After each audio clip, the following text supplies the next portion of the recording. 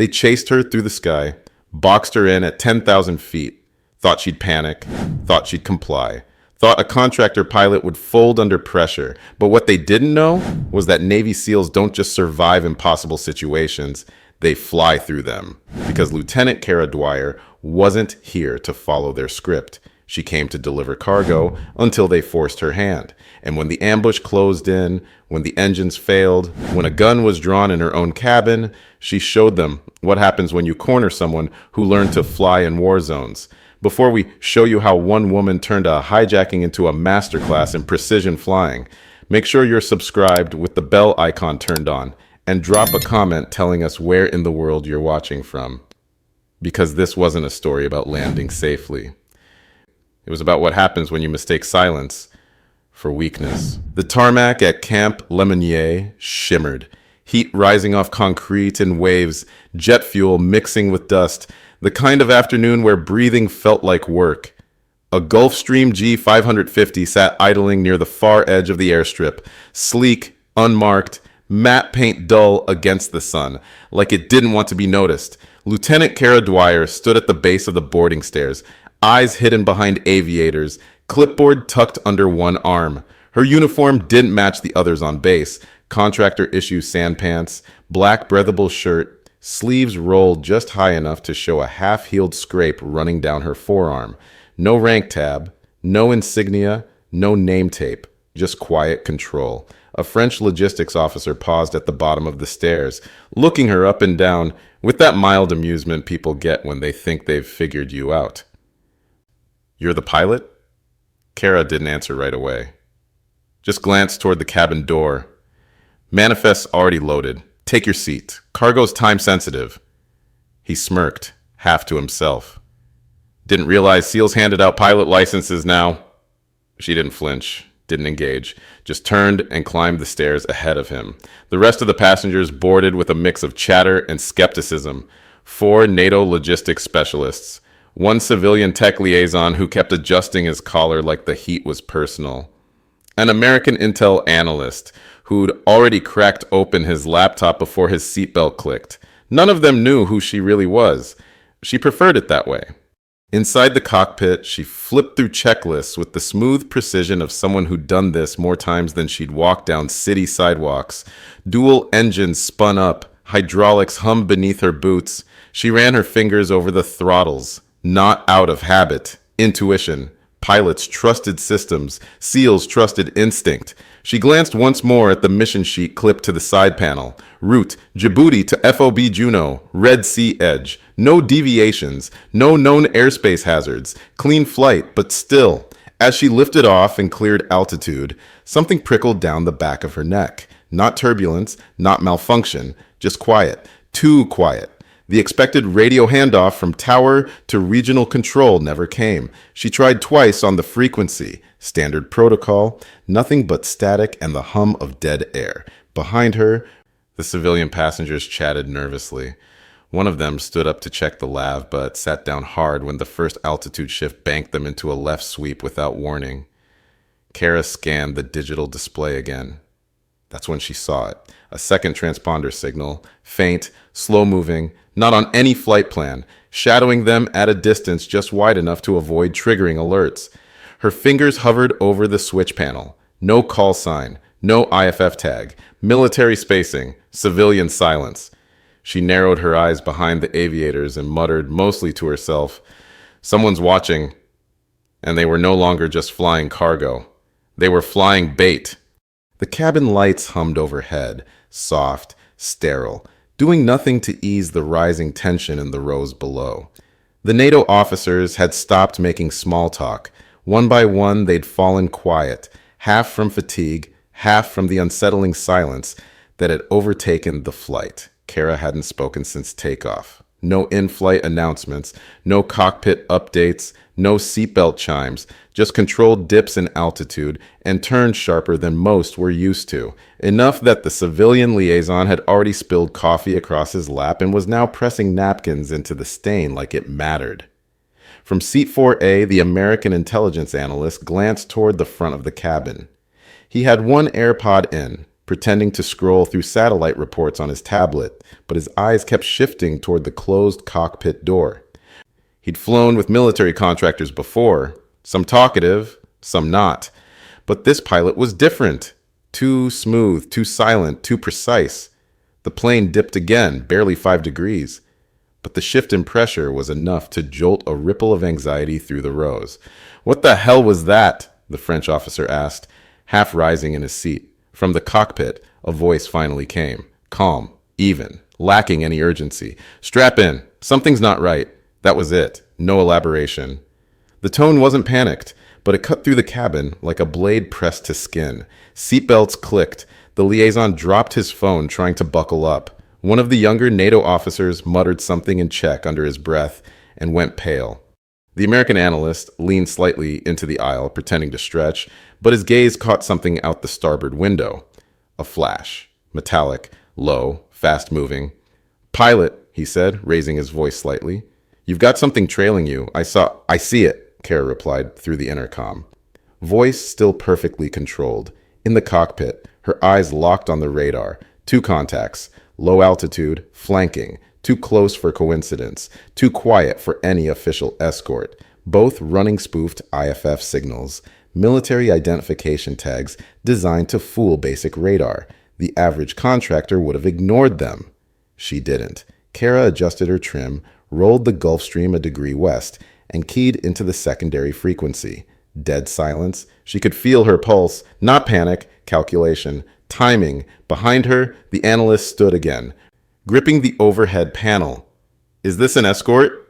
Why aren't they checking in?" Kara didn't answer him. She watched the contact on the left pull in a fraction closer, still too far to confirm visuals, but moving with intent. A low, nearly inaudible mutter escaped her lips. "Someone's about to try something stupid." She flipped the master arm panel to standby. No alarms, no evasives yet, but she could feel it. The plane wasn't just being followed, it was being set up. And the ambush hadn't even begun. The first jolt wasn't violent, but it was intentional. A metallic thunk echoed from the aft fuselage, just loud enough to silence every breath in the cabin, the kind of impact that didn't come from turbulence or a weather pocket. Kara didn't flinch. Her right hand locked onto the yoke. Left hand tapped 3 switches in rapid succession. Transponder kill, anti-collision lights off. Cabin comm isolated. The intercom flared to life. "This is not a drill. Buckle up. Stay down." In the back, chaos erupted. "What the hell was that? Did we just get hit? Is it the engine?" But Kara wasn't answering questions anymore. She was flying. A flicker of static pierced the cabin speakers. Then a voice cut through, heavily modulated English. "Unmarked aircraft, you are in restricted airspace. Divert course immediately, or you will be fired upon." The accent was generic, stripped, professional in a way that tried to sound official, but to Kara's ear it rang hollow. No sector code, no frequency confirmation, no transponder ID, which meant it wasn't air traffic control. It was a threat. She banked hard left, dropped altitude by 500 feet. The horizon tilted. Someone in the back screamed. Bags shifted in the overhead compartments. One of the NATO officers lurched toward the cockpit door, shouting, "You're going to kill us! We have to comply!" Kara's voice came calm and sharp. "Sit down, strap in!" The Gulfstream bucked once as she cut through a low-pressure swell. Another thump, closer to the tail, rattled the cabin. Not a strike, a warning. She gritted her teeth. Amateurs!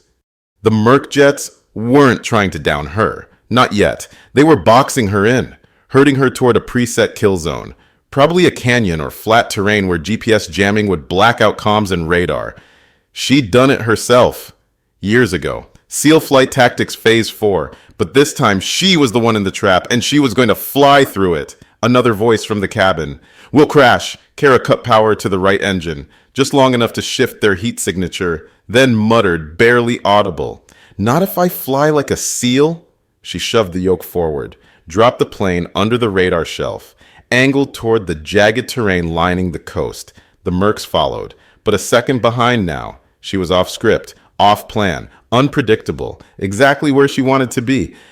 Because the only thing more dangerous than a SEAL with a target was a SEAL who'd become one. The Gulfstream dropped hard, nose down, tail rattling. Then Kara pulled it into a sweeping right arc that skimmed just above the edge of a dry riverbed.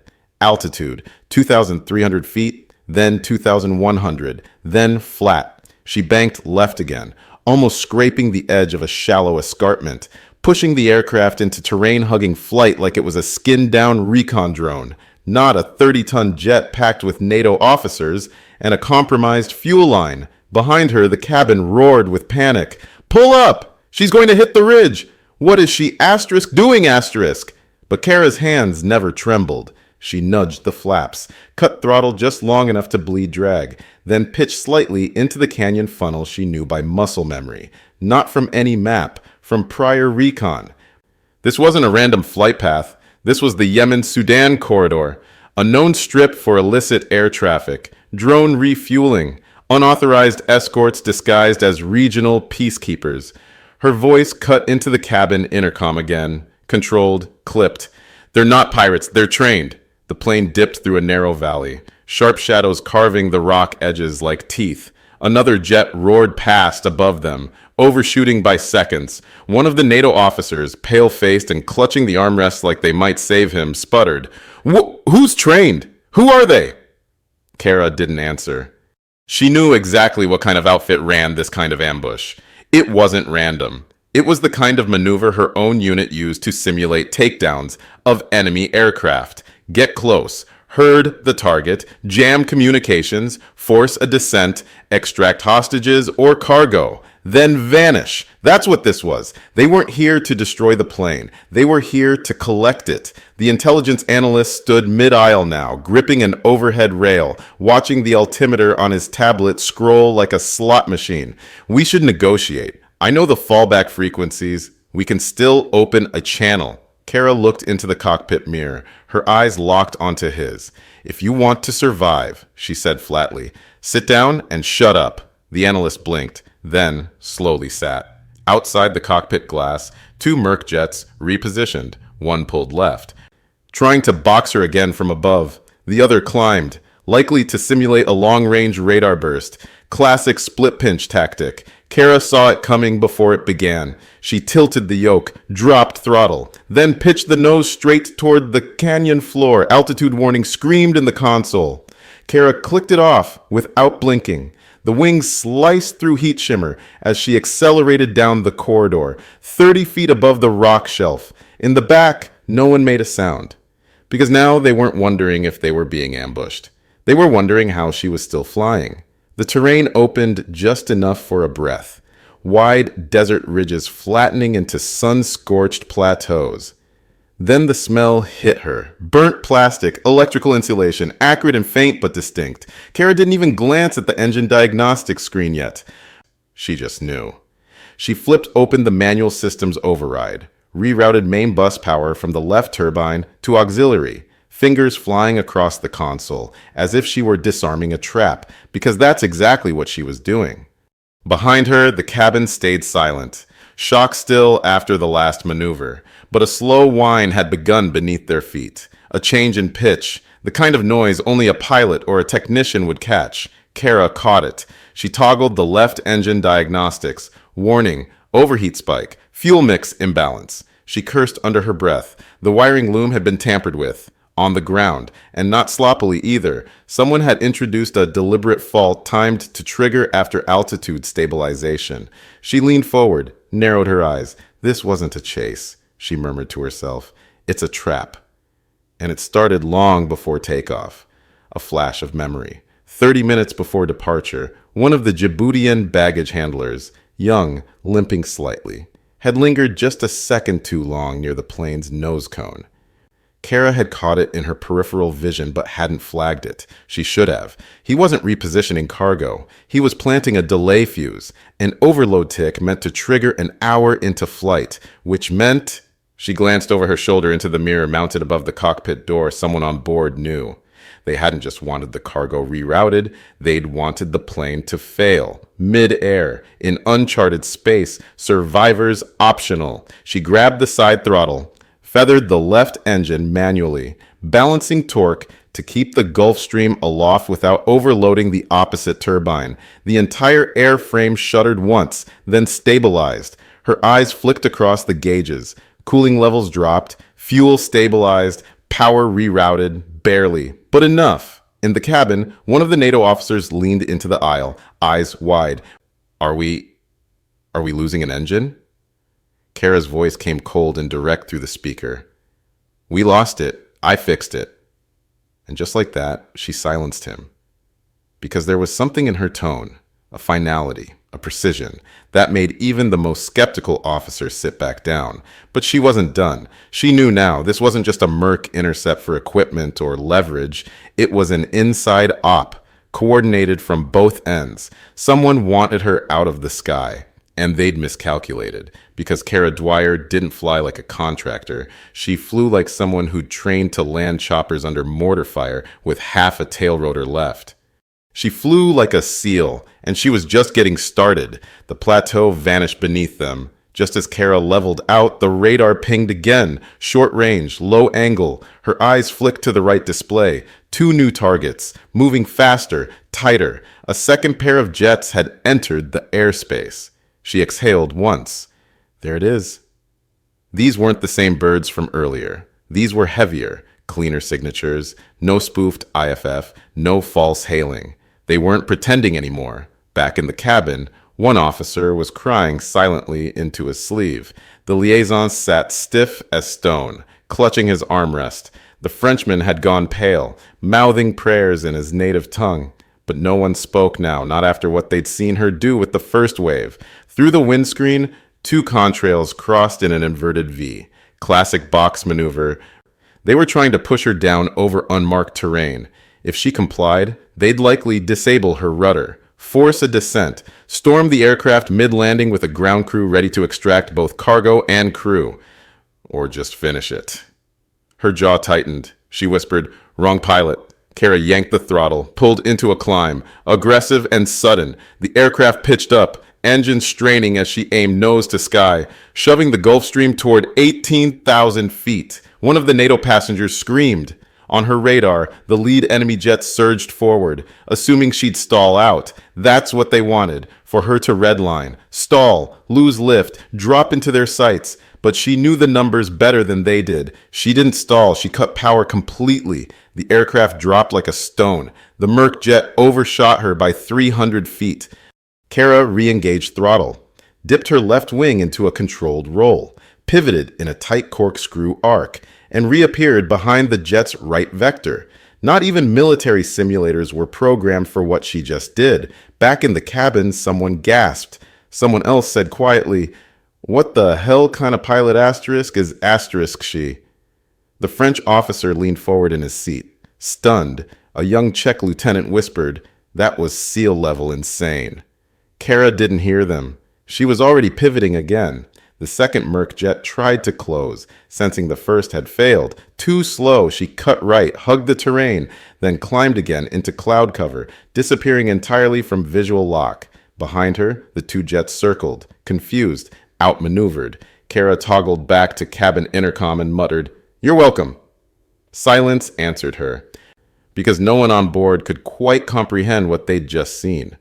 And for the first time, they started realizing something none of them had considered.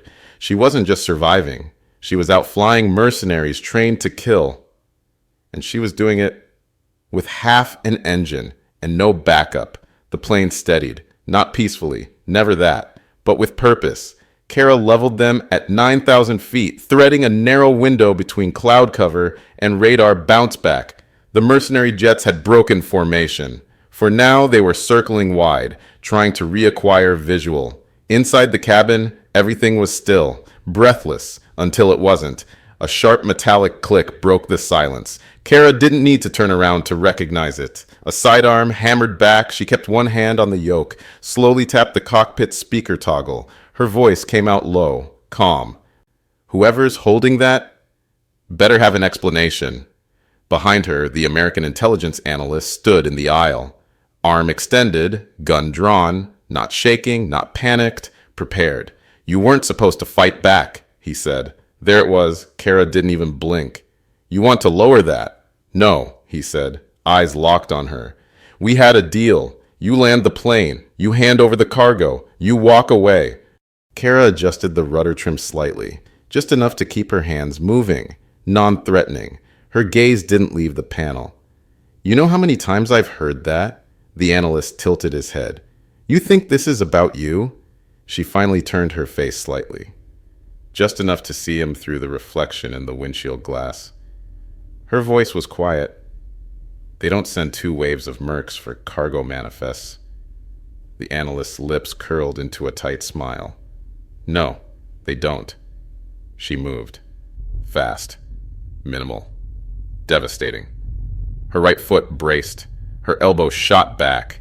She caught his wrist mid-aim, twisted hard, slammed his arm against the steel doorframe of the cockpit. He grunted. The weapon clattered to the floor. Then came the real hit. Her palm into his sternum, driving him backward into the bulkhead. He gasped, collapsed against a seat rail. She had him zip-tied before he could catch his breath. Blood pooled at the corner of his mouth. The French officer stood halfway in the aisle now, frozen. Who is he? Internal, Kara said simply, wiping her scraped knuckles. Didn't expect the pilot to be the problem. The man on the floor groaned. They didn't just want the cargo, he muttered. They wanted the pilot, too. Kara stared down at him. Bad news, she said. You got both. She pulled a seatbelt tight across his chest, double knotted it. Then she stood and addressed the cabin. If anyone else has an issue with how I'm flying this plane, now's the time. Silence. She turned, stepped back into the cockpit, sealed the door. No one followed. No one spoke. Because now they understood. This wasn't a contractor who got lucky. This was a woman who flew like she fought. And when someone drew a weapon in her cabin, she didn't flinch. She flew harder. The desert coastline came into view like a scar. Sharp, arid, sunburnt flat. Wind turbines blinked in the distance, barely moving. Somewhere beyond them, runway 4K cut through the sand like a forgotten promise. Kara locked eyes on it from 10 miles out. She didn't smile. Not yet. The jet had taken a beating. Left engine still sputtering. Landing gear 1 hydraulic leak away from failure. Cabin pressurization compromised. And they weren't alone. One of the mercenary jets had broken off and doubled back. It was following now. Not boxing, not posturing, tracking, waiting for the descent. Kara checked the elevation. 4,200 feet. Ground wind gusting cross. Nothing stable. She reached for the engine panel and cut power. Total glide. The aircraft dropped into a controlled dead-stick descent. Engines off. Wind whistling past the fuselage like a knife through tension. In the cabin, no one spoke. They all felt it. The change, the sound of gravity reclaiming flight. The Frenchman whispered a prayer. The Czech lieutenant stared out the window, mouth open. The only one still squirming was the analyst, zip-tied, lips split, muttering half-coherent curses between breaths. Kara adjusted trim, feathered the flaps. Wind tugged at the control surfaces like ghosts trying to pull the plane down early, 1 mile out. The runway stretched like a ribbon, flat, dry, brutal, no margin. Then the mercenary jet reappeared in her peripheral. It was descending too. Angle, steep, target, rudder. Kara whispered, "You'll have to be faster than that." As the plane dropped below 1,000 feet, a ripple of gunfire stitched across the air. Tracer rounds missing the tail by mere yards. One clipped the wingtip, spinning a plume of metal flakes into the air. She didn't flinch, didn't bank, didn't give him the reaction he wanted. The ground rose fast. She locked the nose straight, flaps down, gear deployed. One gear door stuck. She slammed the switch again. It dropped manually. The tires kissed concrete, then screamed. The left wheel burst. The Gulfstream skidded, right side sagging, sparks flaring under the wing. The tail fishtailed once, twice, then caught a maintenance fence on the edge of the airfield, shearing it clean before snapping back into line. The aircraft shuddered to a stop. Silence. Then boots. Armed response crews surrounded the wreck in seconds. 6 Humvees, 1 armored cart. Men with rifles trained on the cabin. Uncertain if this was a hijack or a recovery, Kara unbuckled, stood, opened the cockpit door. Blood ran down her shoulder from a shrapnel cut. Her sleeves were soaked, her face calm. She stepped down into the aisle, met the eyes of every passenger who doubted her, then thumbed the exit panel and opened the door. Sunlight poured in. She walked out without limping, and the world followed. The debrief tent wasn't much to look at. Khaki canvas pulled tight over steel supports, filtered sunlight casting warped shadows across the table where 4 men sat waiting. Air conditioning hummed weakly from a portable unit in the corner. The scent of jet fuel still clung to Kara's sleeves. She hadn't changed, still wore the same flight shirt. Blood dried at the shoulder, dirt smeared across her forearms from where she'd helped the French officer down the ramp. Her boots were scuffed, her hands were still shaking slightly, though no one could tell. Across the table sat 2 senior DoD officials, a NATO operations liaison, and a civilian from some alphabet agency who hadn't said his name. None of them made small talk. One of them cleared his throat and broke the silence. We reviewed the flight logs. Emergency landing pattern was clean. Textbook dead stick. Kara didn't respond. He leaned back. You know how rare that is? Still nothing. Another officer slid a printed schematic across the table. This was your midair maneuver behind the first jet. Stall dive, lateral spin recovery, inverted bank roll. He glanced up. Who taught you that? Kara finally spoke. I did. The room was still. No smirk, no boast, just fact.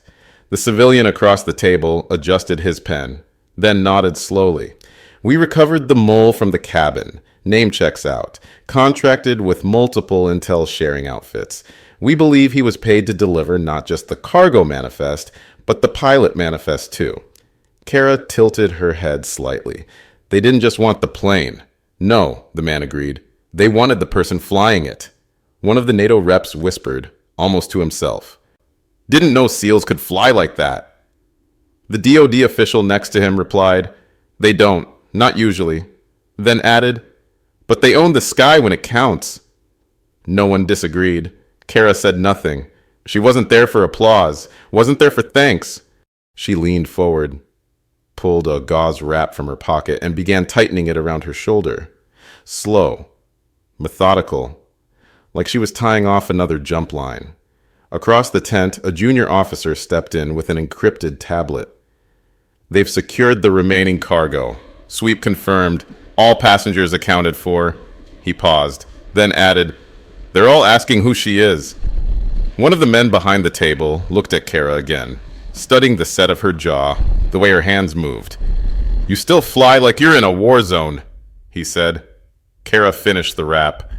Sometimes I am. He nodded. No more questions, no more reports. She stood without waiting to be dismissed, stepped toward the flap, paused only once when the civilian called after her. We're filing this as contractor heroism, but if you'd like something official, commendation, promotion track, reactivation. Kara glanced back over her shoulder. I don't need stripes to do my job. And then she was gone. Out into the sunlight, out past the wreck, past the guns and the salutes. Because for her, the mission hadn't ended when the plane touched down. It ended when every life she'd carried made it out breathing. What would you have done if you were trapped on that plane? Do you think Kara was right to keep her SEAL identity hidden the whole time? Let us know in the comments. I read every single one. And if this story reminded you that real strength doesn't need loud rank or medals, it just needs the right person in the cockpit when everything goes wrong. Smash that like button, subscribe to the channel, and tap the bell icon so you never miss what happens when quiet heroes flip the odds. Share this video with someone who still thinks pilots only come from flight school. Your next mission's already up on the screen. Go watch it now. I'll see you tomorrow, same time. Brand new story.